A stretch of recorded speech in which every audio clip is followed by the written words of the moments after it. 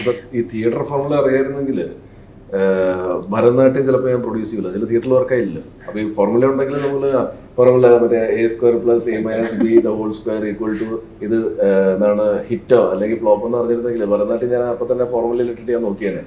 അപ്പൊ ഇത് വർക്കൗട്ട് ആവില്ലെന്ന് അറിഞ്ഞിരുന്നെങ്കിൽ ഒരിക്കലും ഞാൻ പ്രൊഡ്യൂസ് ചെയ്യില്ല. നമുക്ക് ആ ഫോർമുല അറിയില്ല.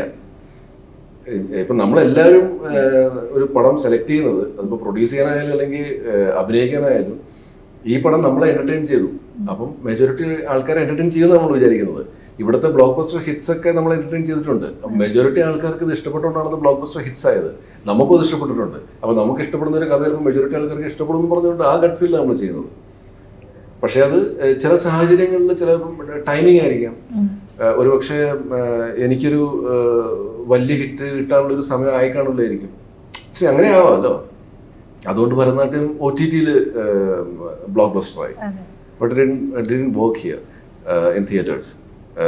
നമ്മുടെ കൃഷ്ണദാസ് എൻ്റെ റൈറ്റർ ഡയറക്ടർ പറയണത്, അവൻ്റെ ഒരു ഇന്റർവ്യൂവിൽ ഞാൻ കണ്ടത്, അവൻ കറക്റ്റ് പോയിന്റ് പറഞ്ഞു. അതായത് അവൻ്റെ ഫസ്റ്റ് പടത്തിൽ തന്നെ അവന് ഫ്ലോപ്പും കിട്ടി ഹിറ്റും കിട്ടി അല്ലേ. അപ്പം ആദ്യം തിയേറ്റർ വന്നപ്പം ഫ്ലോപ്പായി. അപ്പം ആൾക്കാരുടെ ആറ്റിറ്റ്യൂഡ് എന്താണെന്ന് അവന് കറക്റ്റായിട്ട് മനസ്സിലായി. OTT വന്നപ്പോൾ അത് ബ്ലോക്ക് ബസ്റ്ററായി.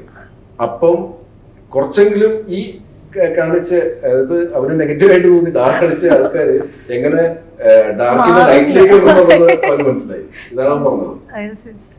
അവൻ ഭയങ്കര ലക്കിയാണ് ആ കാര്യത്തില്. ഒറ്റ പടത്തിൽ 2 പരിപാടി കിട്ടിയാണ്. രണ്ടും അറിയാൻ പറ്റി അല്ലേ.